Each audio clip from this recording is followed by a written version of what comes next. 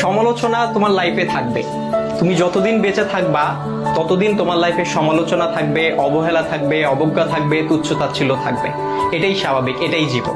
তবে এই যে সমালোচনার, এই যে তুচ্ছ-তাচ্ছিল্যতা, এই যে অবজ্ঞা, এই যে অবহেলা, এই বিষয়গুলোকে খারাপ লাগার দিক হিসেবে নিলে হবে না। এগুলোকে তোমার অনুপ্রেরণা হিসেবে নিতে হবে। কারণ তুমি যখন এগুলোকে অনুপ্রেরণা হিসেবে নিবা তখন এটা তোমার মধ্যে একটা জেদ তৈরি করবে। আর যেই জেদটা তোমাকে কঠোর পরিশ্রম করতে কি করবে ভাইয়া? অনুপ্রাণিত করবে। তোমার কঠোর পরিশ্রম করতে গিয়ে তোমার সব ধরনের ক্লান্তিগুলোকে দূর করে দিবে। আর যখন তুমি একবার কঠোর পরিশ্রম করতে শিখে যাবা তখন স্যাক্রিফাইসের যে বিষয়টা, এই বিষয়টা তোমার মধ্যে অটো চলে আসবে।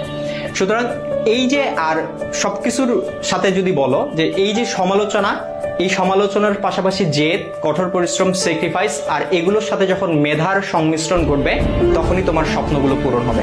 সুতরাং সমালোচনাকারীর এই যে সমালোচনা, এই যে অবজ্ঞা, এই যে অবহেলা, এই যে তুচ্ছ-তাচ্ছিল্যতা, এই বিষয়